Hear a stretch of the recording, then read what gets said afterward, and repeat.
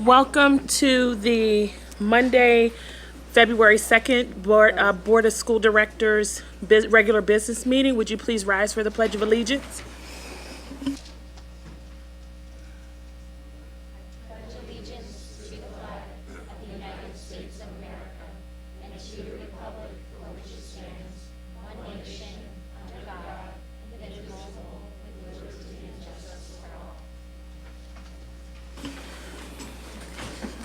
Okay, I will turn the meeting over to Dr. Marseille. Thank you very much. Well, I have a quick turnaround, and I'm really excited to have our Gladwin family here with us. So I know there's always exciting things happening in our district, exciting things happening in our schools, exciting things happening in Gladwin, and tonight is an opportunity to celebrate those with some of our students we have and our educators. So Dr. Johnson, please, the floor is yours. Dr. Marseille, Dr. Lynch, members of the board, members of the community, parents. I'm Jim Johnson, principal at Gladwin, and very proud to be here this evening to share some of Gladwin's bright spots. Here with me this evening, I have Mrs. Jennifer Gilbert, third grade teacher.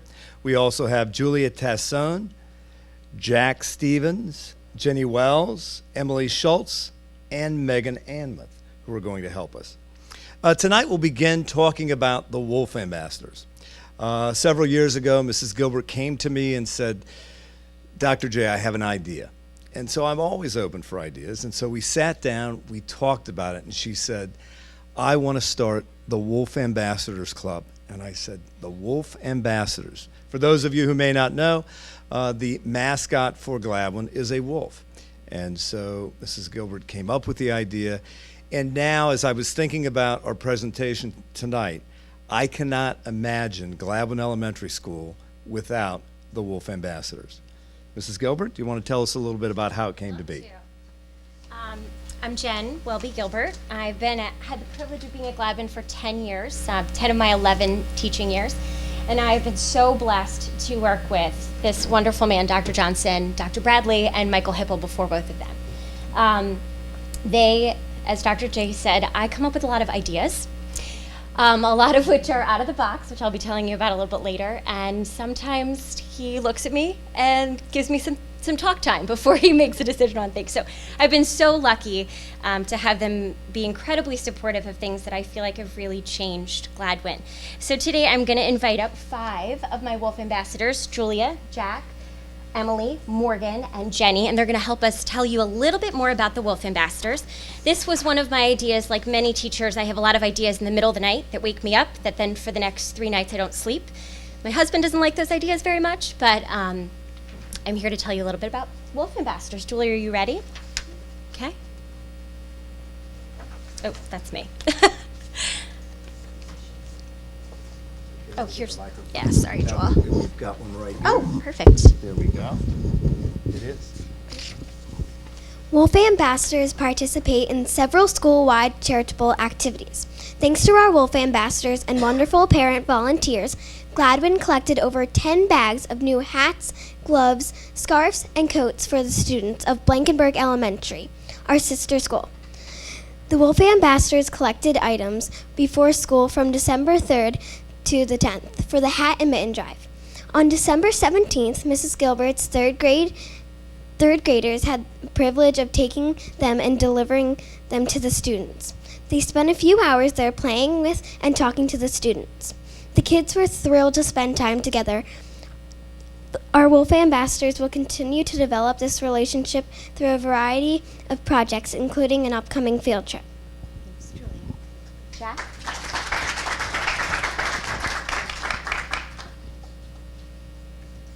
Oh, sorry. You're right. In addition to assisting with teacher appreciation efforts, charitable donations, and reading to the younger students, our Wolf Ambassadors have taken on a few new roles this year as being part of Wolfpack. Wolfpack stands for Peer Assistance Committed to Kids. Wolfpack involves a small group of students who are assigned a week to patrol kindergarten, first, and second grade hallways. It is their responsibility to ensure that the students are being safe and engaged in a quiet conversation with their friends next to them or reading a book quietly. Their younger students will admire Wolfpack as role models and assistants when they are facing a problem and will continue to encourage that relationship.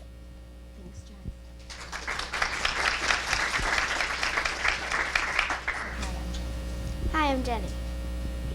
During the MLK Day of Service, our Wolf Ambassadors, guided by parent volunteers as well as Mrs. DeFalco, Mrs. Santangelo, and Mrs. Gilbert, helped students in attendance to create 2 dream quilts by making a 5-inch quilt square that represent their dream using words or pictures. We asked our Philadelphia sister school Blankenberg students to do the same. Later in the spring, we will use the quilt squares to create 1 quilt for Gladwin and 1 quilt for Blankenberg.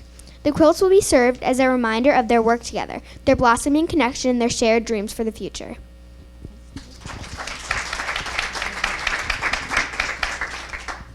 Hi, I'm Emily. The Wolf Ambassadors are responsible for several assemblies throughout the year. The morning meeting assemblies are special because they are prepared and produced by Wolf Ambassadors who fully participate in the assembly. So students really get to know the Wolf Ambassadors. Several students were asked their opinions about the Wolf Ambassadors program. It is clear that the program is valued by Gladwin Elementary. When asked what they think about the Wolf Ambassadors, some comments from the students were that it was a stupendous way to help others, here to help younger kids learn more about our school, responsible and good role models for the school, a fun way to help the community and the school, and a fun learning experience.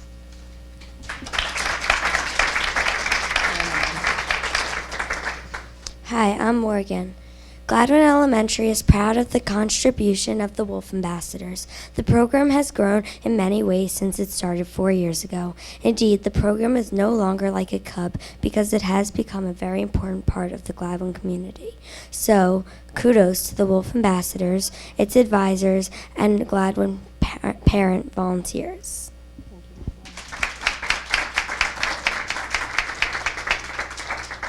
So as you can tell, our 5th grade Wolf Ambassadors do an incredible amount, not only for our school, but for our sister school, Blankenberg Elementary in Philadelphia, as well as some other surrounding organizations. While the program first started with about 20 students signed up the first year, we currently have 91 students out of our approximately 150 5th graders signed up to be Wolf Ambassadors. They absolutely love it, and even I teach 3rd grade. My kids can't wait to be Wolf Ambassadors, and I think that is a true testament to their mentorship, their guidance, and their support of our school. So can we give them another big round of applause? And also, we want to give a round of applause to Mrs. Gilbert for all of her work. She's done a great job. Hopefully, you can sense the energy from the children and the energy from Mrs. Gilbert that keeps the Wolf Ambassadors going. Yeah. So I'm going to share with you 2 additional programs, some of my definitely interesting ones when they first started. I'm going to talk a little bit about my science camp and then also a charity project that I've started within my own classroom. So while Wolf Ambassadors is a program that really benefits the whole school, the next 2 projects I'm going to talk about are solely in my classroom in 3G. Science camp began a few years ago before we had our wonderful FOSS science kit, which I love. And at the time, I felt that we were a little bit lacking in the science department, and I really wanted to make sure that my kids were getting the love for science. And I feel very strongly that fun is an imperative part of an elementary school classroom, and also having engaged and enthusiastic students is a way to really build that lifelong love of anything. So I thought, what a better way to get kids involved in science than make a camp. Kids love camp. So I bought tents and yes, tents in my classroom. And the kids get t-shirts, and we spend 2 full days leading right up to winter break when kids are crazy, and we do 2 full days of science. So they come in, they get put in teams that they work with for the remainder of the day. They brainstorm in their tents, they make hypotheses in their tents, they plan how they're going to do the set activities in their tents, and then they debrief afterwards. We usually have the day split into 2 different activities. We focus on 1 element of science in the morning and 1 in the afternoon. We bring in speakers, and I use those parents as much as I can for as many resources as I can. We've done everything from engineering to talk about nutrition and food allergies. We've had Mad Science program come in, and we've had professors from Penn come in and talk to our kids. It's a great program, and really the kids, Julia, am I right? Love it. Julie was one of my students. They love that 10 atmosphere, and they look forward to it so much. So that is science camp. And now, just to make a comment, when I interviewed the students today to ask them about science camps, the one camp that they really love is the physics camp, where they explore mass and acceleration and force, and they have a chance to, with foam tubing, Yeah, they two have bit to create slitters. roller coasters. And they had a great time with that. So it does bring out the fun inside. It's great, and I've been very supported. Nancy Akansi-Mesa comes every single year. She's so supportive of the program. And Dr. J and obviously Dr. B are always popping in and seeing what the kids are doing. But really, my baby, my favorite is my charity project. I feel like it's definitely made the most impact on my students personally. A few years ago, through the St. Joe's Reading Specialist Program, for my master's, I read Greg Mortenson's book, 3 Cups of Tea, and was so incredibly moved by it. And I decided I wanted to implement the Pennies for Peace campaign with my students. So that first year, we raised probably like $100 in pennies, which was an incredible amount of pennies. And we counted them, and the thing I loved about Pennies for Peace is they have this tool on their website that shows you exactly how much money gets whatever it is. So many pennies equals this many pencils for a year. So many pencils equals a teacher. And the kids were blown away by that math, that by $70 you can afford a teacher for a year. So they were really motivated by that. And then after probably 2 years, I decided I wanted to change it and give the kids a little bit more ownership of the program. So in its current state, in our 6th year of charity project, the students go through a 6-week research project in order to choose their charity. We read an abundance of children and adult books. We look at magazines in order for them to see that there are people from adults to 8-year-olds, like our own lovely Alex Scott, who have made a great impact on the world. And especially by focusing on something they love. So we talk a lot about what makes you you, and how can we help others have those same opportunities. Our students are so blessed. And they come in with $10s and $20 bills from their parents to contribute to all of the wonderful charities that we do in our schools, but it doesn't get the impact from them from raising the money.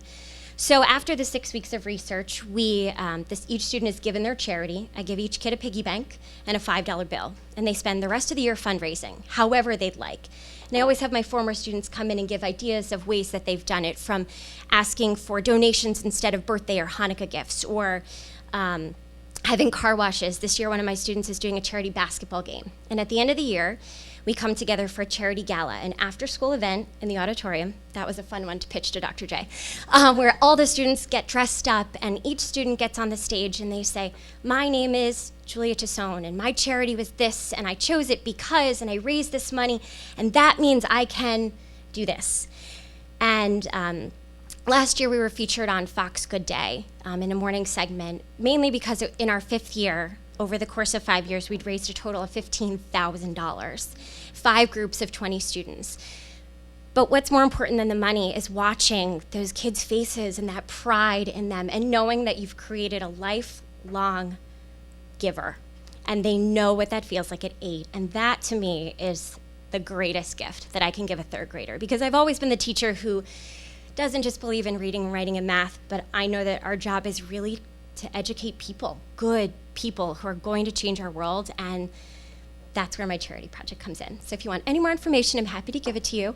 I'd love for it to spread throughout the world. But thank you so much for your time today. I really appreciate it.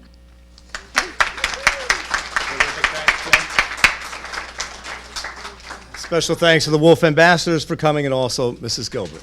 And thanks for having us this evening.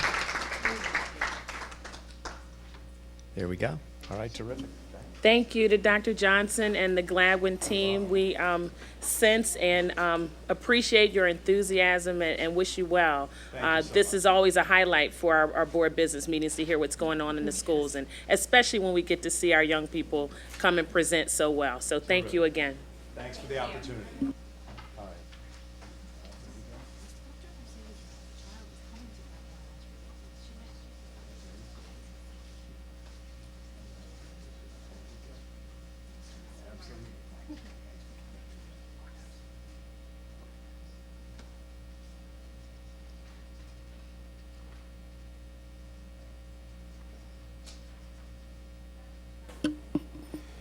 At this, thank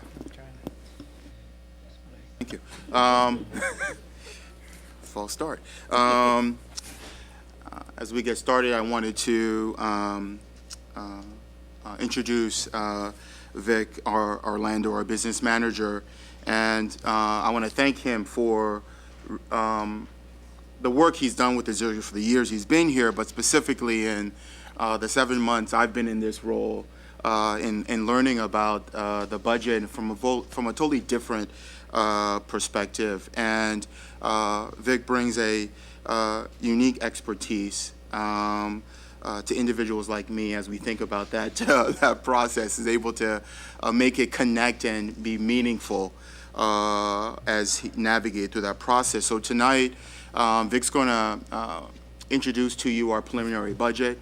We know that this is a very long process. There are several months of this. There are preliminary numbers. We know there's a lot of factors that impact the budget, still variables that are unknown. We know that obviously our governor, Wolf, nothing to do with the Wolf ambassadors. It's not what that meant. Is facing a $2.3 billion budget deficit. Tonight is the first of many conversations that will take place in the next couple of months with regards to the budget. So, Vic, please, the floor is yours. Sure. It's a tough act to follow there with those Wolf ambassadors, but I'll do my best. It's a tough one. Vic, you're already lost. As Dr. Marseille stated in his intro, there's a couple of very interesting things happening before I get into the budget presentation. We do have a newly elected governor, Mr. Wolf, who has campaigned to bring supporting public education. So we'll see what happens on March 3rd when he makes his Commonwealth budget presentation as to what type of support we can possibly expect for public education. So we will look at that. Just a couple other things. Just want to bring up, there is a basic funding commission that is currently in place that is looking at a new funding formula for education. So in June, they're expected to make their final report. So as last year or this year, there was the Special Education Funding Commission, which came up with a new formula. There is a basic education funding commission that is responsible for doing the same. So we'll see what happens with that. Okay. With that, okay. Let me get it started with Act 1. So we've been talking about Act 1 for the last decade. You're probably tired of hearing it from me. But let's go through the budget cycle and a couple things that Act 1 does. One is it accelerates the budget schedule. So the final budget it has to be approved by June 30th, so it's February. So we have almost 5 months to approve it. But under Act 1, and we'll go through the requirements of what the public notices are and the approvals required. Act 1 also provided certain exceptions. There's an index which I will go over as to what the percentage can be increased for taxes under Act 1. There are certain exceptions that you can go above that. And if all else fails, you can go to, it's called back-end referendum. Basically go to the voters to approve a tax increase above the index. Okay, so in the cycle, the big date here on the screen is February 18th. So February 18th is the deadline per Act 1 for the 15-16 budget that the board has to adopt a preliminary budget. The preliminary budget is exactly what it is. It's a preliminary budget. So you can make any adjustment, changes to the budget. It's when you vote on the final budget as to what, if any, tax increase will be enacted. So our next business board meeting is February 17th. Let's cross our fingers, there's no snow. So that's when we are going to approve a preliminary budget. At that same meeting on the 17th, we will ask the board to approve the ability to advertise for seeking exceptions to the back-end referendum. That will happen also on the 17th. And then if the board approves that, we will advertise 1 week prior to the submission. The deadline is March 5th for submission of exceptions, and we'll talk about what those exceptions are. If for some reason you do not apply for the exceptions and you need to go to referendum, you can, by March 20th, submit that question to the county officials. The 25th of March is when PDE will rule whether or not the exceptions that have been submitted are granted or denied. If they've been denied, either in total or partial, you have extra 5 days to submit a referendum question to the county officials. And then in June, as we stated before, June is when the final budget needs to approve. So the last possible date is June 30th. So 10 days prior to that is when the board would have to adopt an intent to adopt a final budget, and then 20 days prior to that have it available for inspection. And later on in the presentation, we will go over what our specific budget schedule looks like. Okay, so you heard the Act 1 index. So the center column, we have the last 10 school years, what the index has been, and then what the published 15-16 index is. So the index is made of two factors: the state average weekly wage that is determined over a 36-month period, and the employment cost index for elementary and secondary schools. There are the two components that make up the index. So for the 15-16 year, the SAW is 2.4% and the ECI is 1.4. You add the two together, it's 3.8 divided by 2, you come up with 1.9%. So that's how the index was calculated, and that's published in September of each year. The column to the right is what the tax increases have been, and the last one is for the 15-16 year. The 3.81% is what we believe is the maximum allowed under Act 1 with the index plus the exception. So that's the maximum that you could, we believe, according to PDE's, subject to PDE's approval, what the increase could be. You could always go below that. So again, that is the max, and it's prudent for school districts to approve up to the max because it gives you the flexibility, and you could always decrease that increase. So the exceptions, there used to be 10 exceptions, and back in 2011, they were reduced down to 4. So the top two, the indebtedness incurred prior to the effective date, so that was prior to June of 2006. So if you enacted or incurred date prior to that, you can get an exception for that. The board did that back when they had the high school projects. They did exercise that exception. The second one is called electoral debt. So you actually can go to the voters, have the voters under referendum vote whether or not to approve a tax increase above that. Upper Dublin several years ago had that occur when they built a new high school, and that was approved by the voters. And more recently, State College has voters approved a referendum for that particular exception. The two that have check marked off are the special education and the retirement. Special education, basically you take the last 2 years of completed or actual expenses less the subsidy given by the state, and then you subtract out the index, and above that is what you can apply for the special education.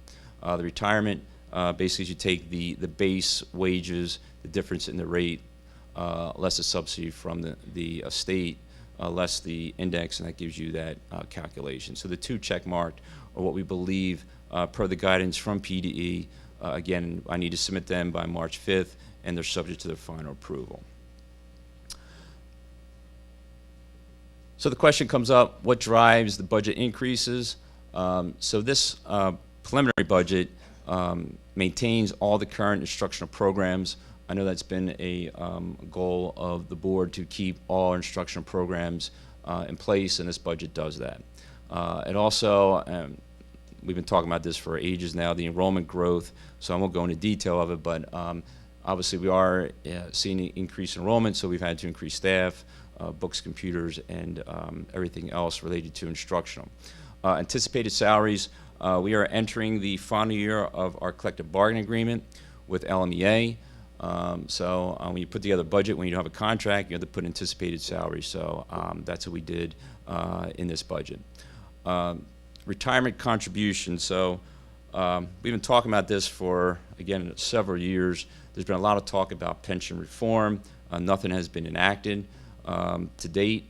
So in the 15-16 budget, the PSERS board approved a 21% increase in the contribution. So currently right now, we pay 21.4%. It is going to increase to 25.84% for the 15-16 years. So this is will be the seventh year actually in a row there's been double-digit percentage increases in PSER. So that has been a huge factor in what has been increasing our budget the last several years.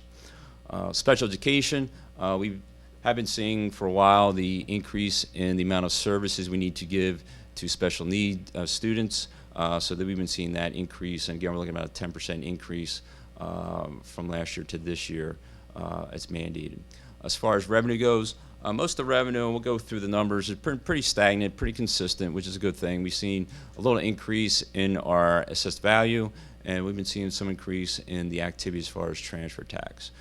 This budget here, since we don't know what the state is doing yet as far as the state subsidy outside their obligation for Social Security and pension, we kept all the state funding sources and the federal at the same level, and we'll go through them shortly. A couple other things, uncertain items. So obviously when you put together a budget, use certain historical data to come up with what is the current and future tax revenues, which we have done, but there's always uncertainty as to what the economy is going to do. Interest income, I never thought it'd be this low for this many years, but I don't think I need to say too much more. You can look at your own interest earnings you get, or none that you're getting.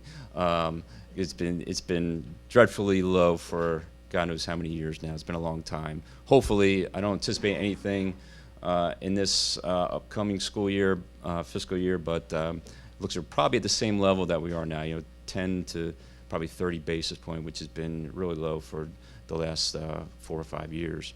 And then, as we mentioned before, the governor, since a newly elected governor has been appointed, elected, they get an additional month to make their budget presentation. So historically, usually by this time I would give you some information on the budget, but there hasn't been a budget proposal yet, so he gets an extra month to make that proposal. So we'll see what happens with that.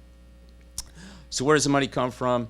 You've seen this pie chart before. About 84% of the revenue sources come from the local taxpayers. So you can see it's heavily supported by the local taxpayers, and we'll go through some of those categories. The state does provide 12% of the funding. The vast majority of that, I think half, maybe a little more than half, is due to the increase in the pension costs. So that's what really is driving that percentage up. And then we're using some fund balance, and we get a little bit of money from the federal government. Just kind of highlight a couple things here so you can see if we kept the millage rate the way it is and the assessed value, there's $200 million of total local sources. For the most part, there's been a little bit uptick in the assessed value. The other one I just kind of highlight would be the transfer tax. We have seen the last year or 2 years a more activity in sales for homes. Under the state sources, we get $28 million. $15 million roughly of that is due to the pension increases. We've kept everything else pretty much the same. You'll see a little bit of increase in the special education, $17,000. When they changed the funding formula, that's what we got, $17,000 more after about 7 or 8 years of getting the same amount of subsidy for special education. One thing I do want to note, the one line where it says state property tax reduction allocation, you can see under the 15-16 budget year, it's blank. That's not a misprint. The Secretary of Budget on April 15th will make the declaration as to whether or not there's been state property tax reduction funds, that's better known as the slot machine money, the gambling money, the casino money, as to what is a homestead rebate back to the community. So on April 15th, we'll know what that number is. From what we've been reading, it's pretty much going to be around the same figure as the 14-15 going forward. But we cannot, since there's been no declaration by the Secretary of Budget, put that in our preliminary budget. PD doesn't allow us to do that. So we add up roughly 700,000 in federal sources. We got $230 million in revenue sources. We have about $9 million in fund balance, so we have about $239.4 million in revenues. So looking at the expense side, how does money support our children? So you can see roughly 2/3 of the budget goes for instructional services. So classroom teachers, you saw the Wolfpack ambassadors here tonight, special education sources, guidance, anything related to the instructional program makes up 2/3 of the budget. The next large category is support services. So there you can see the big one there is transportation. So public and non-public transportation services, maintenance operations, so fuel, electricity, all that, all the administration is included under support services. The next large category is debt service. So that is the portion of the budget we pay down our bonds that we have issued. We roughly have 2% of non-instructional, which is basically athletics and student activities. And we have a small portion that we call budget reserve that makes up the final portion. So looking at the expenses in a different light, so you can see we have 4 major categories: salaries and benefits, other, which basically would be tuition payments, any other services we provide, textbooks, legal services, any other fuel costs, energy costs, all that is under other. So if you take the top 2 categories, salaries and benefits, they roughly make up 75% of the total budget. So you can see staff, it makes up 75% of the budget, and the other 25% comes from other services. So when you add those all up, the preliminary budget is $246,766,565. That is a $12.2 million increase from the current year, and a 5.22% increase in budget expenses. So we have about a $7.3 million shortfall. Our mill is $7.5 million, so additional .9664 mills need to balance it, so it bring our millage rate up to 26.2999, or the 3.81% millage increase that we believe is the max under Act 1. So what does that mean? Roughly, if you have a house assessment of $250,000, you're looking at $242 increase from the current year. And here's our budget calendar. So on February 17th is when the preliminary budget needs to be approved. We do have also a proposed final budget that we need to approve. That's scheduled at the April 20th board meeting. We will have it available for inspection on the 18th. We will have a public notice adopted on the 24th, and our final board meeting in June is June 8th. So that was what we have right now as our final budget approval and adoption date. So that kind of is a brief overview of the 15-16 preliminary budget, and I'm glad to open up to any questions. Thank you, Mr. Orlando. I also wanted to remind the public that all of the budget information is on the Lower Merion website for your review. So I'd open it up to questions to the board at this time. Questions and comments? Am I going around? Lori? Don't feel compelled, but Okay. I'll just go around. No pressure. I don't have any questions or comments at the moment, but I liked the presentation. Thank you. Thank you. Thank you. Ditto. Awesome. Diane? Yeah, Vic, we should probably put on the calendar a couple of finance committee meetings Sure. to get in the weeds a little bit more than we would here. I know we're meeting tomorrow. We have finance committee meeting do. tomorrow. Which is a full agenda, but Well, February 17th is preliminary budget. We'll have time tomorrow to talk, right, about? we'll have that- some time. We Yeah, have a we lot have on a the pre- agenda we have a- already, we have a so pretty I'm sure there's full gonna be a lot of agenda. discussion on what we have on the topics, but if we have time, we can talk about it. We have done in the past, in the spring, had a few finance committee meetings, so I'm Yeah, anticipating we'll do the we should same probably thing. get one in March and in April Yeah. prior to those final budget approval. Sure. So we Well, need to put that on yep. the calendar. We'll do that. Thank you. Dr. Gilbert? No, I would like to say I appreciate you mentioning that the board's direction has been around preserving curricular and co-curricular activities, levels of service, in the face of increasing enrollments Yes. and PSERS and these kinds of issues. So we appreciate the job you're doing and look forward to further discussion. Thank you. Question, Vic. All right. As we're Hopefully- talking. Did you study up? Because I'm going to ask you. All right. No. He's been a good student, by the way. Well, I just want to talk a little bit about it as I understand the impact of PSERS and obviously the increase and the impact that has on the budget. Could you give a sense of what that increase looks like for the next couple of years? And obviously, I believe that that's going up, but is there a plateau period in terms of where PSERS is projected to at least tip off in terms of the increase? Because you talked about these, Sure. double-digit increases every single year. Yeah, we've been looking since, went back to the 10-11 school year through the current year. It's ranged anywhere from 53% increase as low as 18%. Now, for the 16-17 school year, we're not there yet in the budget, but there's another 15% increase slated for the 15-16 year. So I was looking back at some actual numbers. If you go back to 10-11 year, we were paying about $5.5 million in pension costs or pension obligations. For the last fiscal year, which was 13-14, it was over $18 million. So you can see it's been a $13 million increase, and this year's a 26% increase, so it's going to be probably 24 million plus, and next year it's going to be probably 30 million or so is what we're projecting right now. With that, it does start to kind of ease a little bit.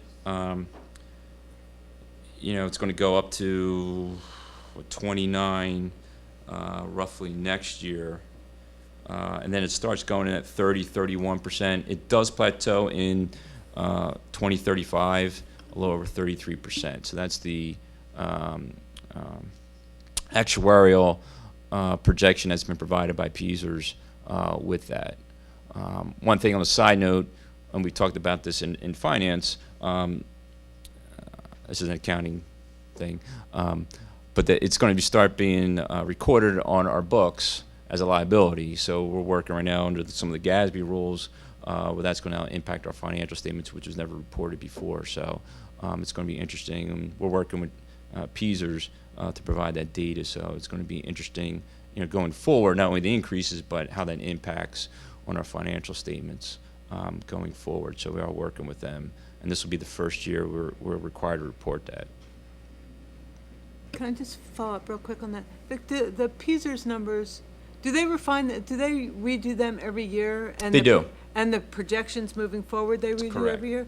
So if the Fed does get around to raising interest rates and the state starts to see a little more return on some of their investments, it's possible the PSERS fund might see a little. It could.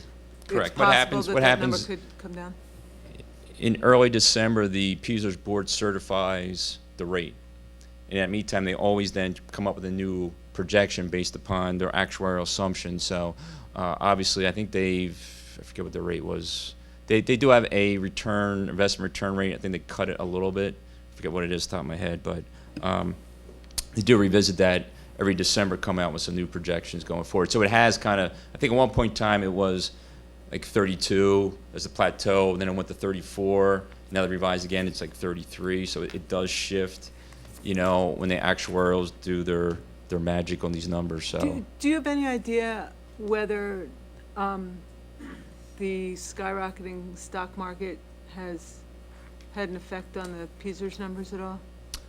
Because it doesn't look like it has, but I've got to believe they have to have a lot of that money in mutual funds and things, right? they did. They came out with an article. I think they sold some of their private equity stakes that they had it for investments. I was in the newspaper recently. So I don't, at the top of my head, know what their return has been in the last couple of years. But I know they've had some good years and some bad years, and some of their investments, as every portfolio, they balance it between the two. I think a lot of it has to do with the amount of people living longer, and obviously there's people that are retiring at age 60 and living to age 90, and the 30 years of getting a pension before, it might only been 15 or 20. So now you take on somebody living, another 10 or 15 years, that has an impact on the system. And they have to, certain liquidation rules, they have to have the money, so they're, liquidating investments that maybe they would have gone out longer with. So it's kind of hard to say, but there's been a lot of things in the paper. I know about reform. I know in the last administration, talking about pension reform and changing different things, and nothing's been done. So whether or not something would occur, I don't know, but that's where we're at. Usually, Vic, in education, the word reform usually means that there's probably not going to be much done, unfortunately. Yeah. It's pretty much the same in finances, too. Thank you. Ms. Pollard? Thank you.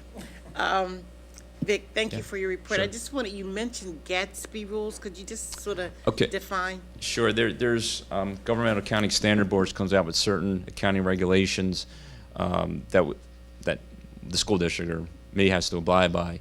There was they come up with different pronouncements every year, and we've been talking the last year or so, like in finance, about the pension obligation. So that whatever it is, $39 billion that's unfunded on the PSER's books is obviously all 500 districts have some type of share of that unfunded liability. So now, under the GASB rules, we have to show our portion of that $39 billion on our records. And through PSERS, they're going to provide that data to help us be in compliance with that new accounting principle. No problem. Thank you for the presentation. Are you going to show that number net of the state subsidy back, the PSERS liability, or do we not consider that? I think there was some talk about, I believe the final one is going to be that way. Okay. There was some, originally talked about they weren't, but I think since then there's been some revisions to it, and I believe that's going to be the case. It'll be the net effect. Thank you. Thank you, Vic. Sure. Just the exceptions, I just want to be clear, as I understand it, enrollment growth is not an exception, though. So It is not anymore. Adding staff is That not. has been eliminated. There was in the original, called the original 10 exceptions, there was something for if you had an increase in student population, there was an exception. That was eliminated. Okay, thank you. Thank you for the presentation. I just wanted to clarify something that you said. This is the maximum increase, correct? And any Correct. change from here until June would be less of an increase? Correct. The 3.81 is the index plus what we believe the approved exceptions would be. The only thing you can go above that if you want to go to referendum. Vic, in the last couple of budget cycles, we were approved an accountability block grant that we were able to utilize on various programs, added programs that were in place. Do we anticipate that, or we won't know if Governor Wolf will actually include that as part of his budget to give back to schools? I don't know. Okay. I haven't heard anything yet. I mean, under the prior administration, they did have the accountability block grant, then it was in that block to learn grant. So my expectation would be is they would probably continue it in some way. I just don't know until he makes his presentation. And typically, we don't find out until spring or so if that is When going to they be approved. propose the final budget is when we'll know. When we'll, okay, at the very end. The very end, yeah. Okay, thank you.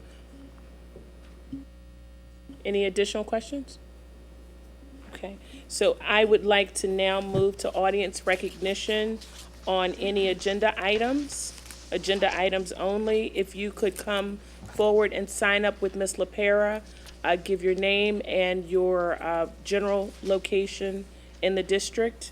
And there is a 3-minute time limit, so you're welcome to give public comment at this time. Seeing none, we will move forward with the approval of the minutes from the following meetings of the School Board of Directors: December 15th, regular business board meeting; January 12th, Education Committee Board meeting. Accepts the following committee meetings: January 5th, Curriculum Committee meeting; January 8th, Legislative Committee meeting; January 16th, Policy Committee meeting; January 21st, Communications Committee meeting; January 22nd, Facilities Purchasing Committee meeting. Is there a motion to approve? I so move. Is there a second? Second. All in favor? Opposed? Motion carries.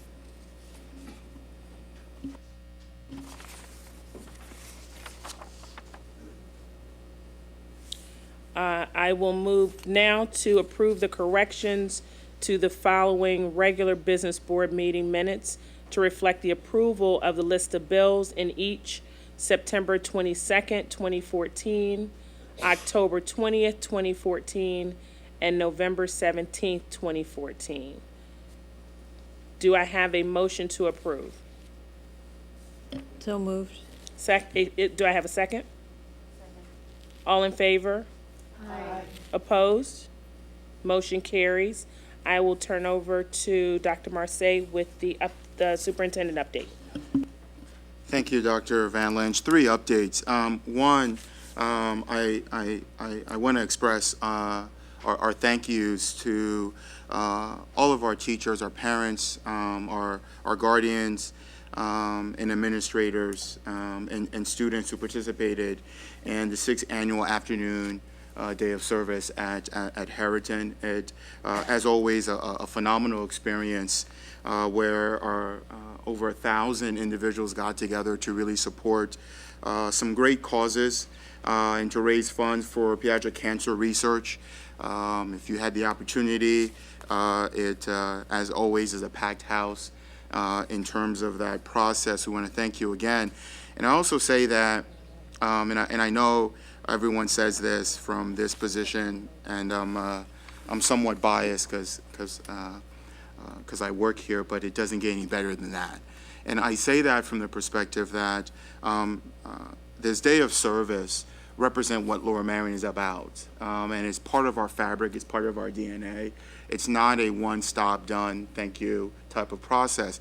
And I think Wolf Ambassadors and what they do in the classroom every single day kind of reinforces the idea that service is not a singular process, it's not a single movement. It happens throughout the year, and I think Lower Merion, more than others, do an exceptional job of embedding that throughout their practices.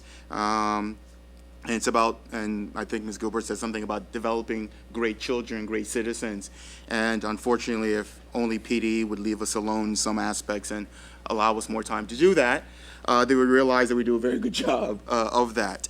So thank you for that. I also want to congratulate the work that's been done with our Citizens Challenge. For the 2nd consecutive year, Lower Merion School District was represented among the finalists for a Citizenship Challenge, sponsored by Rendell Center for Citizenship and Civics at Arcadia University. Students from Marion, Kidwood, and Penwyn were among the 10 schools asked to present.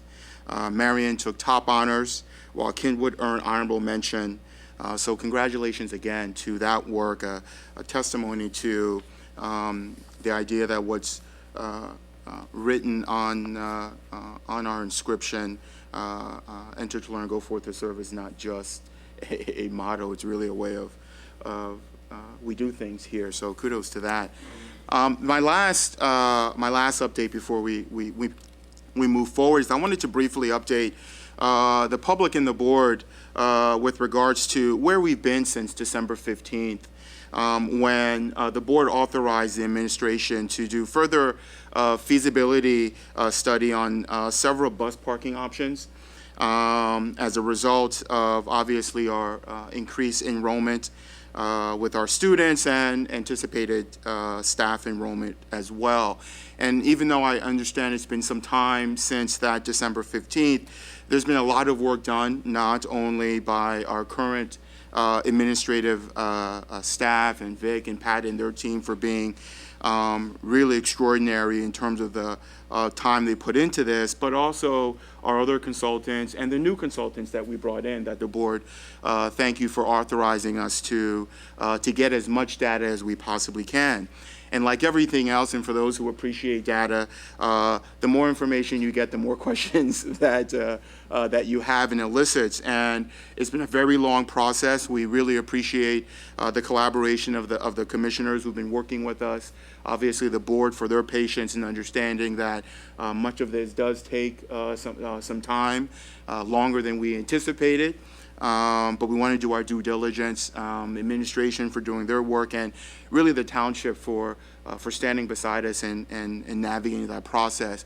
I anticipate we're 4 to 5 weeks away from really bringing to the board and to the public some of those new information that we have. So thank you for your patience, even though we know there's a lot of work being done in the background. We wanted the public to know that is still an ongoing conversation, and we anticipate on bringing more information to you.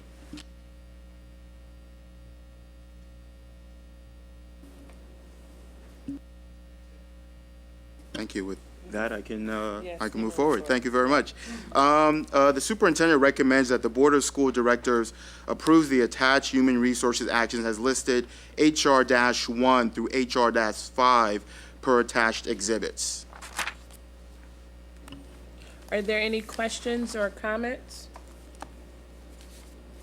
Do I have a motion to approve? I so move. Second? All in favor? Aye. Opposed? Motion carries.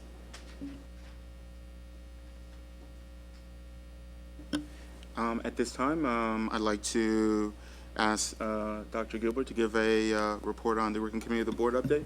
Actually, it's going to be Dr. Van Lynch. I'll give the next one. Thank you. Sorry. Thank you. Okay, thank you, Dr. Marseille and Dr. Gilbert. So, the curriculum committee met on Monday, January 5th at 8:30. Our main presentation topic was a continuation of the discussion from our December meeting on the mass sequence change proposal. The presentation was presented to the committee on Tuesday, December 2nd, as well as Monday, January 5th, and also presented to the full board on January 12th, as well as to the public. So we had a full comprehensive discussion around the mass sequence change proposal. I'll also remind the public that the proposal is in detail and the various iterations of that proposal on the website for your review. I'm just going to highlight some of the key areas from the proposal. Again, everything is on the web under board docs. The secondary team presented the following recommended changes: a 2-year Algebra 1 course to be reintroduced, to review the process of acceleration after 5th grade, incorporation of bridge programs to support acceleration, administer the Keystone exam during or after Algebra 2 course, provide multiple options for acceleration for students in geometry and Algebra 2 prior to the student's 11th grade year, build in flexibility in the course sequence options to provide students who need a 2-year Algebra 1 course, and finally align the new sequence with the district's strategic plan. The committee had several questions after the December presentation related to process and implementation. These included concerns regarding acceleration, student support, proposed bridge programs, and alignment with the strategic plan. These questions were addressed by the secondary STEM team in its January presentation. Additionally, both the curriculum committee as well as the full board, again, had an opportunity between December and January to submit questions for the secondary team to address as well.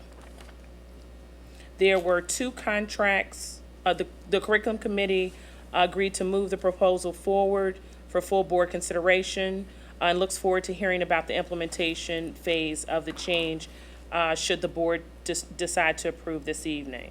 There were 2 contracts on the agenda for the curriculum committee meeting, both for Gladwin, one for Mama Sandy's Tales at $1,150, and then Jared Kroska's children book author and illustrator, also at Gladwin, for $2,750 that the committee approved as well, or agreed to move forward for full board consideration. Finally, one update from Ms. Giorgio requested the committee's approval to rename the Literary Traditions course to Heroes and Monsters, Classic British Literature, to get students a little more excited about taking the course. So we're slightly under-enrolled. So Ms. Giorgio brought us a title change that we all thought would be fantastic and would love to take ourselves. So with that, our curriculum committee meeting was today for February, given our snow day last week, Monday, February 2nd, and our next meeting is? It's March 3rd, I believe, and I'm going to report on the meeting today at our next meeting, so we're back in line. Okay, thank you. Okay. I had February down here, I didn't have the March one. Thank you. Thank you. The administration recommends that the Board of School Directors approves the overnight field trips requests as per Lower Merion High School Exhibits 1 through 4 and Harrington High School Exhibits 1-2. Or 1 through 2, I'm sorry. Can I just ask a quick question? What's FBLA? Future Business Leaders of America. We were all in that, weren't we? Yes. Very good. All right. Are there any questions or comments? All right. Do I have a motion to approve? Is there a second? All in favor? Aye. Opposed? Motion carries. Thank you. The administration recommends that the Board of School Directors approves the lecture contracts of Jared J. Krzoska to present up to 4 lectures at Gladwin on March 16th in the amount of $2,750 and Kenwood on March 17th in the amount of $2,750 regarding his career as children's book author and illustrator. Any questions or comments? Is there a motion to approve? Is there a second? All in favor? Aye. Opposed? Motion carries. Thank you. The administration recommends that the Board of School Directors approve the performance agreement in the amount of $1,150 with Mama Sandy Tales for 2 assemblies at Gladwin Elementary on February 20th, 2015, where she will share celebratory, historical, and cultural stories with audience participation. Any questions or comments? Motion to approve? Is there a second? Second. All in favor? Aye. Opposed? Motion carries. Thank you. The administration recommends that the Board of School Directors approves the increase in tuition for summer programs.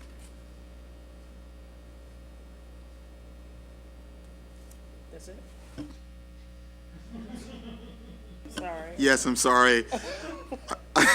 I believe that's all that was highlighted for me to read. If there's any more, I'll be more than willing to do that. Any questions or comments?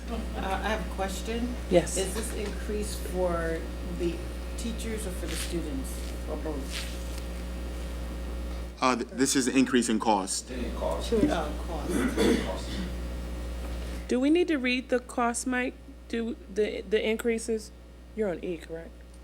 Yes. Do we need to read those out? Yeah, the motion set forth in the agenda. Okay, we're fine with that. This is it's moved and voted on, that was in the agenda. Okay, fantastic. All right. Are there any questions or comments, additional questions or comments? Is there a motion? Oh, please. Sorry. Can you just comment on how much of an increase this is and what we do for people for which this might be a hardship? Well, the cost increase, it's at the secondary tuition, it's a $50 increase, and at the secondary level, it's a $30 increase. And I can follow up, if I may, with regards to the efforts that we put forth in trying to support families who have economic hardships, and specifically with our students who, or parents or guardians who are eligible for free reduced lunch, that we provide supports for that. One of the questions that came up in previous board meetings is what happens to those parents who fall above that threshold. All my life I thought I was poor until I got to college and I applied for financial aid. And then they told me, this is how much your parents can contribute. And it was a shock to me. I was like, really? You guys had this much money?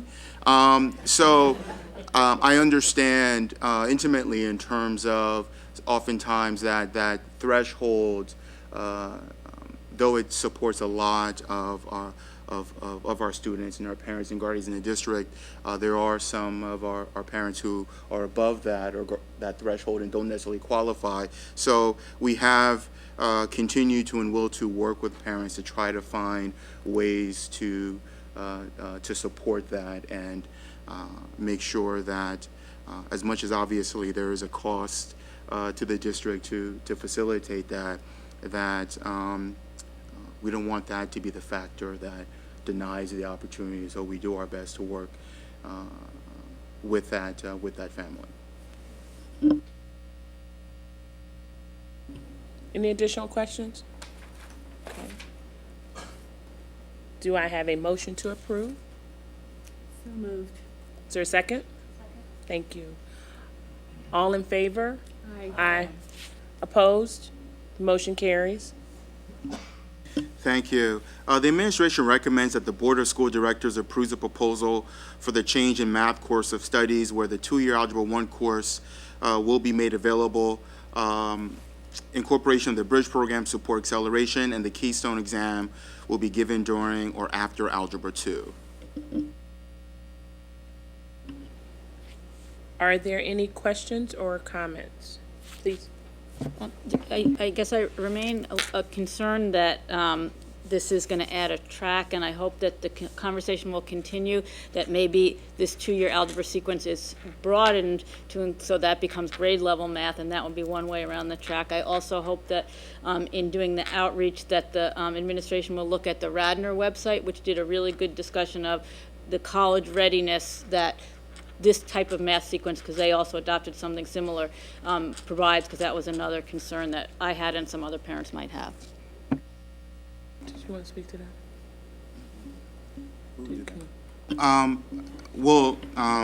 Thank you for that, and we will take that under advisement and to monitor and make sure that's not a tracking. We have a friend over at Radnor now, so I'm sure we had friends at Radnor. I apologize. They've always been our friends, but it's one quick extension away, so we definitely will get a sense of what worked for them in terms of that presentation. Anything that we could pull away that would support our work, we definitely would do that. And I just want to add, in the two meetings with the secondary team, with the board as well as, or with the committee as well as with the board last week, that came up in terms of being sure that we're not creating barriers, but rather creating opportunities for students. And so there are a number of questions from the board as well as questions from the public during those particular meetings that raise those concerns, but certainly the administrative team is very mindful of that concern and working very hard to address it and mitigate it to the extent possible. Any additional comments, questions? Yeah, I'd also like to, we've talked about this at numerous meetings, so I just want the public to understand that this has been thoroughly vetted and that, in fact, the original discussion came from teachers who were concerned with the current curriculum, and which had been, a relatively recent change, and we had had time to actually evaluate it, and the people who were obviously on the front lines had raised issues. So I really appreciate the fact that the administration worked with teachers to come up with this. So thank you. I guess I don't want to get into a back and forth, but my understanding is that there are some teachers who think the proposal did not go far enough, and that's why a grade level 2-year. So yes and no, it reflects coming from the teachers. I think there was a lot of discussion about this in the meetings, and there were, and it's the notion. We'll continue to revisit it. We will continue. Obviously, I think that's the case, but I also think it's important to understand that the teachers and administration were addressing real shortcomings in the current system that were problematic for a lot of kids. And so, again, I appreciate those efforts. Any additional comments, questions? All right. Do I have a motion to approve? I so move. Is there a second? I second. All in favor? Aye. Opposed? Motion carries. Thank you. The administration recommends that the Board of School Directors approves the student services items as listed, agreements for students receiving non-district educational services per the attached exhibits SS-1 through SS-11. Any questions or comments? Is there a motion to approve? So moved. Is there a second? Second. All in favor? Aye. Opposed? Motion carries. Thank you. The administration recommends that the Board of School Directors approves the student services agreement with Abington Speech Pathology Services, Inc. for speech therapists at the rate of $8 an hour to $125 an hour. Any questions or comments? Please, question? Yeah, just quickly, why is there a range in the hourly rate and not a set hourly rate?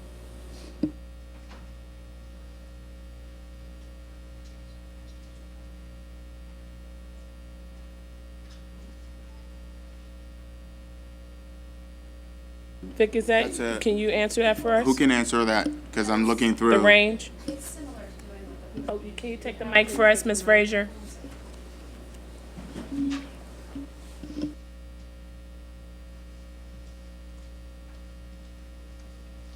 It's similar to how we do per diem rates here in the district with experience and where people fall in their scale. So sometimes we need additional speech services that fall outside of our schools, and so we need Abington to support. So the range is reflective of that scale. And while you're there, Ms. Frazier, we currently have speech therapists in our schools. So Yes, these us therapists would be over and above our needs? Correct. So if we have students who are on homebound instruction or instruction in the home, we might need speech therapists to go into the home to provide services. Okay. If we have students who require, like if they've missed some services and we need to make them up, we use Okay. Abington for that.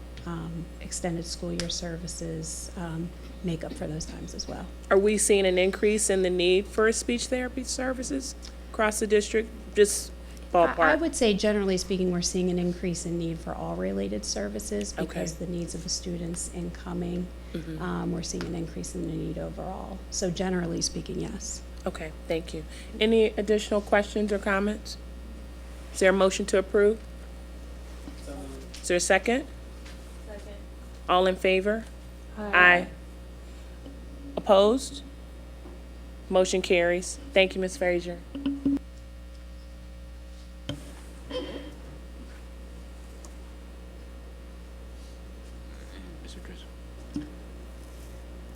I'm sorry, is that, am I passing off to Mr. Driscoll? You are. Oh, is it me? Thank you. Thank you, doctors. I'll leave it at that. The Facilities and Purchasing meeting met a couple Thursdays ago, January 22nd at 8:30 in this room. And the items we discussed, we went over the list of bills, typical bills we get every month that need to pay. We also discussed the purchasing report that includes buying additional cameras and security equipment for 3 of our 6 elementary schools.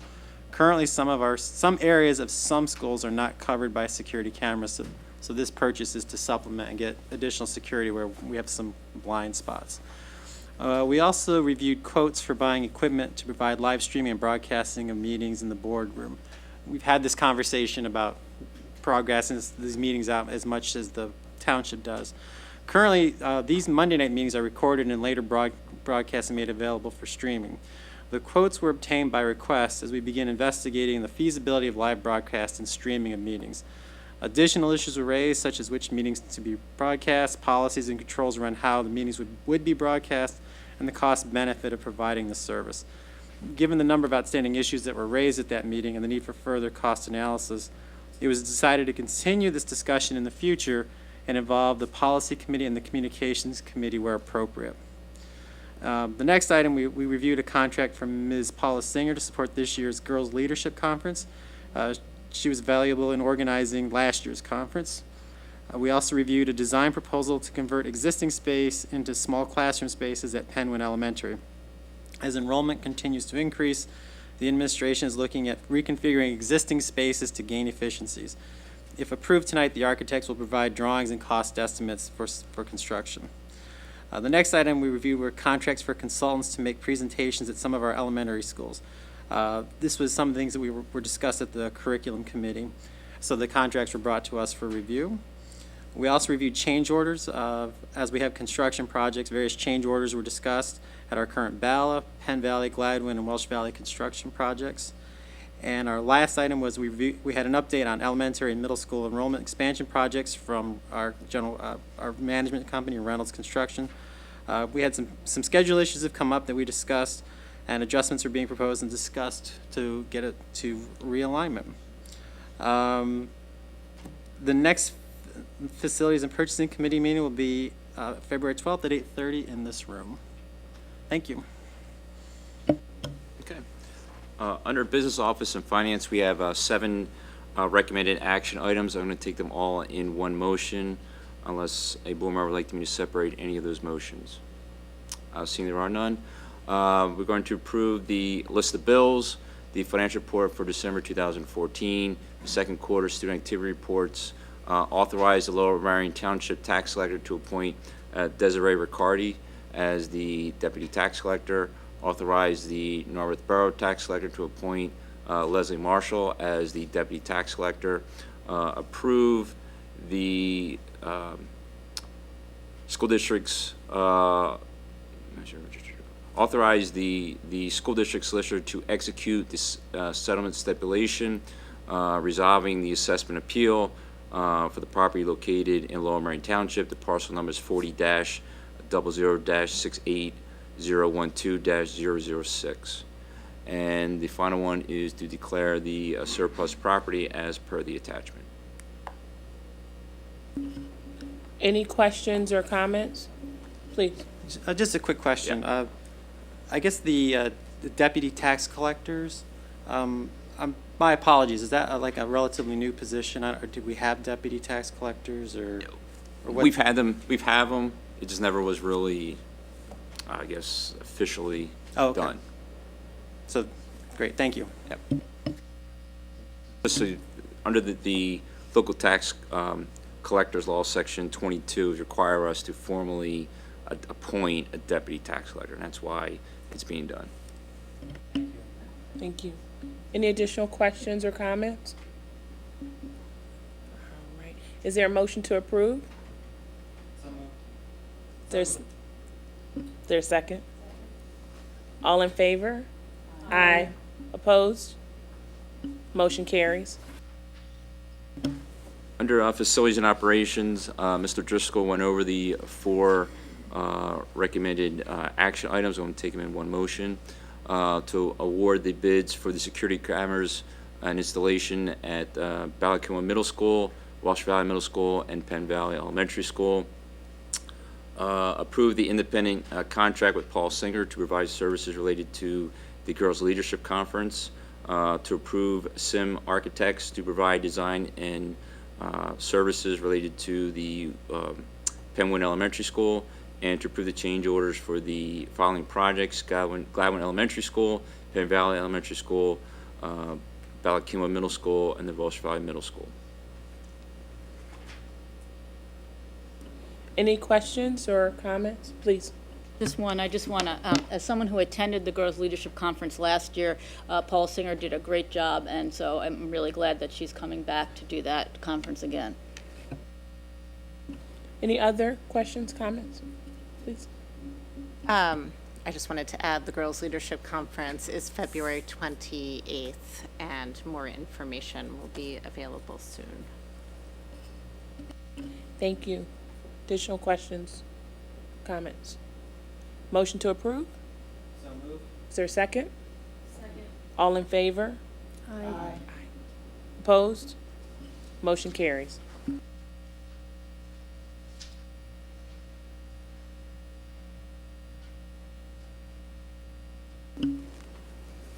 Okay, the Board of Directors, the following policies were reviewed for first reading.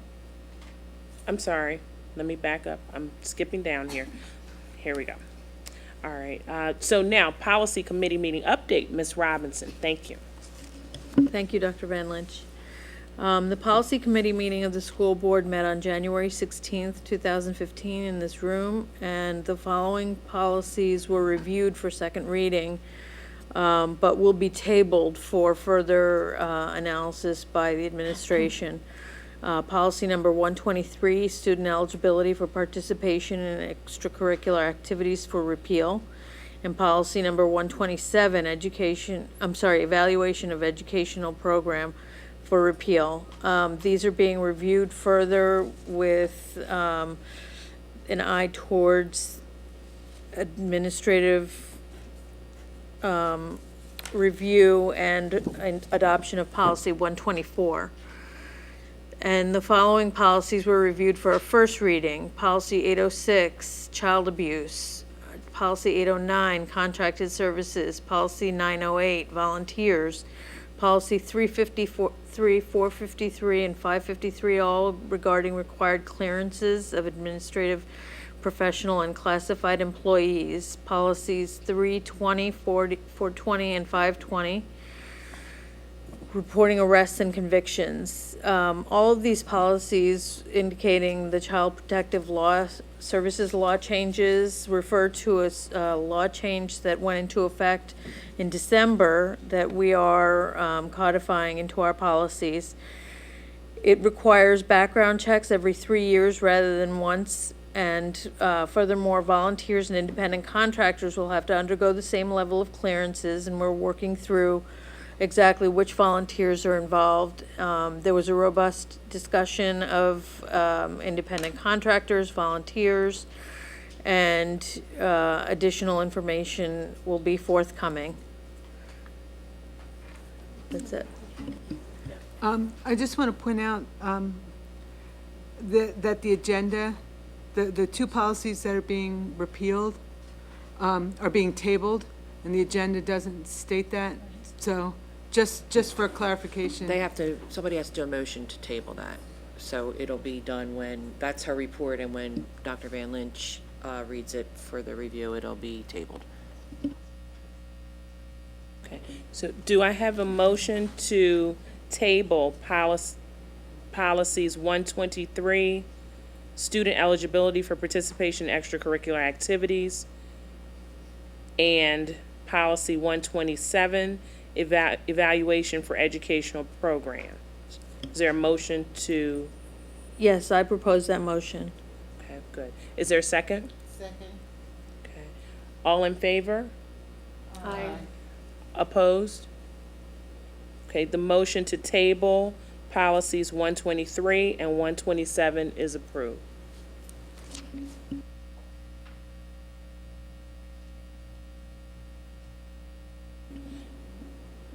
The following policies were reviewed for a first reading. Policy 806, AR child abuse. Policy 809, contracted services. Policy 908, volunteers. Policy 353, and AR required clearances, administrative employees. Policy 453, and AR required clearances for professional employees. Policy 553, required clearances for classified employees.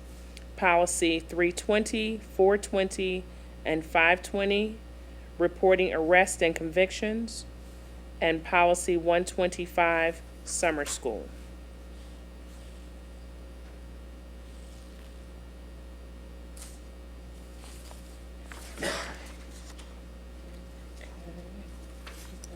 Where am I? Okay. So we're moving to approve the MCIU 2015-16 proposed general operation budget.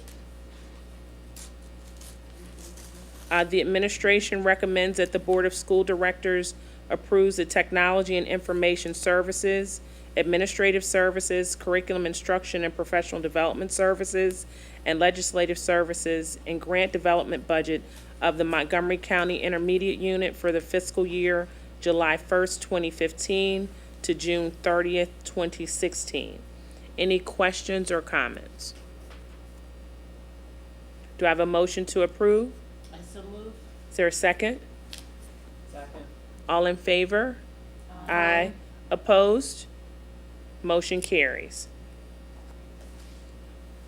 We will now have a Communications Committee meeting update from Ms. Ackman. Thank you. First, I'd just like to commend the administration. We're in winter weather season, and whether or not everyone agreed with the decisions made, they were well communicated and in advance. And I just think there wasn't you didn't perform a song like some other districts did, and maybe we'll get to that point in the future. There has been requests. I've been dodging that request. Yeah, I've seen some of them. So, in any case, a brief report on the Communications Committee. As Dr. Marseille alluded to, the afternoon of service for Martin Luther King holiday had over 500 kids and volunteers and teachers of all different ages doing all kinds of service projects. And that's become a very nice tradition here in the district, so we had some discussion about that. Also of note is that this is the 10th year of the Wellness Council, now called SHAC, correct? Okay, used to be SHAC. Yeah, I couldn't remember. And so there will be some communication about that. There's been some food collection happening as part of Winterfest at Lower Merion, which is a newer tradition, but picking up momentum.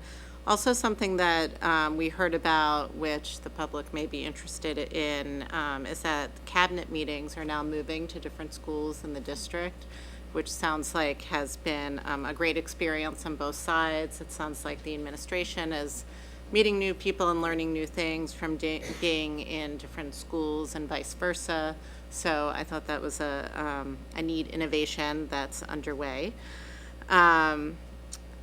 Let's see, the strategic plan summary document, which is an overview and kind of a highlight of what's in the plan, is being worked on now. It will be sent out soon to all members of the community, everyone in the schools. It sounds like the big goals that came up with are now going to be referred to as pathways, which is, I think, a great term. And this will be the beginning of a lot of ongoing activity in terms of implementation, but certainly kind of an easy piece that reminds everyone in a quick way what's in the plan and how it's a framework for what's happening in the schools, I think will be great. The enrollment growth information is now on the website, so thank you for that. There's always a lot of questions about that issue. We heard about the Girls Leadership Conference. Again, that's coming up. I think it should be a great experience for those who can participate. Thank you to our board chair for agreeing to provide some welcoming comments. And again, everyone on the board is invited to attend. And just notably, this is the girls in the high schools are taking a lot more ownership over the agenda, which is great to see. We will soon, as appropriate, be also talking about communicating about the superintendent search to the committee, to the public. Obviously, the search is underway and more information to come. Let's see. And finally, soon more information to come about forming some kind of innovation advisory council that members of the community can participate in. The general purpose is to help guide implementation of the strategic plan, which includes a lot of community outreach and leveraging community resources, as well as a lot of other great ideas. So again, that will be discussed at the Communications Committee. And I guess the one thing I wanted to mention is the next Communications Committee is now scheduled for February 25th at 7 p.m. Sounds like we may have some board attendance conflicts, and we may have to kind of find a new date. So we'll figure that out quickly and put the information on the website. And also, the board report was sent out for January. Thanks to Doug for helping with that, and we'll continue to do that moving forward. Thank you, Ms. Ackman. We'll now hear from Dr. O'Leary with the Legislative Committee meeting update. Thank you. We met last month and discussed a number of legislative activities that are sort of gearing up because we're in a new session with a new governor. But the big news is that the board's hosting a legislative forum here in this room on February 19th at 7:30 p.m. We have representatives from the U.S. Congress and the Pennsylvania House. Tim Briggs is confirmed, Mary Jo Daley's coming, Pat Toomey and Bob Casey are sending senior executives. It should be a lot of good information in the room. The purpose of the meeting is really an opportunity for information exchange and to, as part of a larger effort to enhance communications among and between elected officials. Everybody is invited to attend. It's an evening meeting, so hopefully people can get out to it. And if you're interested in seeing a particular question asked or topic addressed, you can send your information to info@lmsd.org. And if you can put legislative forum in the subject line, it'll help get that information to us quicker. So again, that date is February 19th, 7:30 p.m. in this room, Lower Merion Administration Building. Thank you. Thank you, Dr. O'Leary. We look forward to the forum. We can also accept questions via community comments at lmsd.org, and we'll make sure that they get to you as well. We will now take audience recognition on non-agenda or any item, agenda or otherwise. Again, if you could sign up with Ms. LaPera and let us know a general vicinity of where you live in the district, and there is a 3-minute time limit.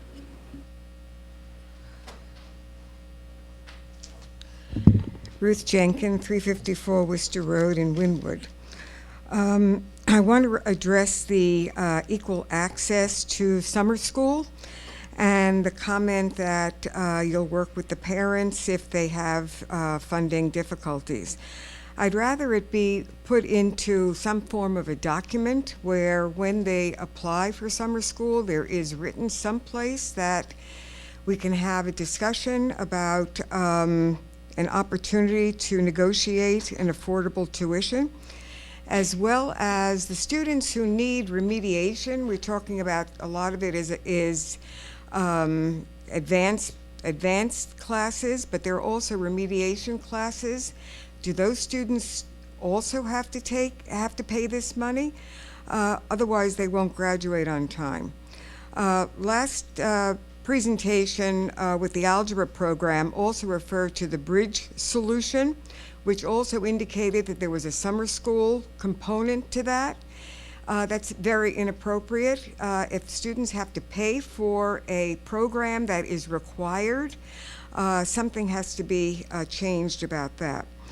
The parking issues, I hope that when they come to the floor, they will not be presented as a fait accompli, but as a variety of options that we can discuss. And the last thing I wanted to comment on was, is the extended kindergarten still functioning? Thank you, Ms. Jenkins. Yes, extended kindergarten is still functioning. I do want to ask Ms. Hockfield if you can talk a little bit about the summer programs. I mean, not too much in terms of the remediation that that takes place, and with regards to presenting update information regarding our options. That presentation is just that. We're going to share with the public, here's our findings, but there's not a decision factor.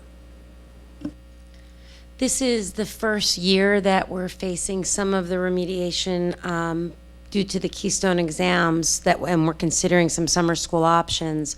The option that we're talking about is an option potentially in summer school, and we spoke about it this morning at the curriculum committee of the board, an option to have students who have not reached proficiency twice on one of the graduation requirements, either biology or algebra, to have an option in the summer to do the project-based assessment. The best estimate that we have is that would take at most about 3 weeks if we gave the amount of time that each day is in summer school. So that would be 8:30 to 12. We feel like if we put that time aside for 3 weeks, almost any student who would be eligible for the project-based assessment would be able to complete it in that time. We proposed this morning that there would be no cost to students to complete the project-based assessment in summer school. There would be a cost to the district to hire the teachers to monitor and to tutor during the project-based assessment, but we're proposing that there'd be no cost to students. I just want to follow up that this is a proposal that's going to be brought before the board. I think this is just an example of the fact that we would not be requiring payment for it, but it hasn't been discussed by the board yet. And that would be the other remediation programs in summer school are the ones that have existed throughout, which for students who have not passed a given course and are making up that course in summer school. So that's a little bit different than the project-based assessment based on the Keystone exam. There wouldn't be any other offerings this summer. Going forward with the math sequence, we are proposing to offer some of the bridge programs that we talked about during the sequence proposal for the summer, not this summer, but for the summer following. Thank you, Ms. Hockfield. Before you go, sorry. Just for clarification, because obviously the state names the support for the Keystone exam a project-based assessment, but of course it's not indeed a project. Could you just offer some more clarification for the public? We were all a little surprised when the state came out and said if a student doesn't reach proficiency twice on a Keystone exam, that they would enter into something called a project-based assessment. So all of us who know what a project is, we all assume that this would be some sort of a project, a hands-on project that a student would be doing to show competency on one of those exams. It is not a project in the sense of the word project. It is an online version of the assessment. So the state called it a project. It is not a project. It is a module, one of 2 modules for each of the assessments that a student completes online. The difference between that and the actual assessment is that the student does it in chunks. So it's a chunked exam, that they have a tutor so they can stop during the exam. They can receive help on something that they're struggling with and then go back and complete the rest of the project. But for all intents and purposes, it is an online version of the Keystone assessment. Ms. Hockfield, are you accusing Harrisburg of inappropriately defining educational terms? Well, in my heart of hearts as an English teacher, the definition of project to me is a little bit different than what I'm seeing from the project-based assessment. That's all I'll say. Thank you. Well said. Thank you, Ms. Hockfield. All right. Any other public comment? In accordance with Act 93 of 1998, the Sunshine Law, the Board of School Directors met in executive information sessions on the following dates. January 12th, 2015, Real Estate and Personnel, and February 2nd, 2015, Real Estate and Personnel. Our upcoming meeting dates, Tuesday, February 3rd, Finance Committee meeting at 8:30 a.m. in this room. Friday, February 6th, Policy Committee meeting at 8:30 a.m. also in this room. February 9th, Education Committee and Supplementary Regular Board meeting, 8 p.m. in here as well. Thursday, February 12th, Facilities and Purchasing Committee meeting at 8:30 a.m. February 17th, Regular Board Business meeting, 8 p.m. Thursday, February 19th, Legislative Committee meeting at 7:30 p.m. Wednesday, February 25th, Communications committee meeting, 7 p.m., that may be subject to change. With that, we are adjourned. Have a good night. Yeah.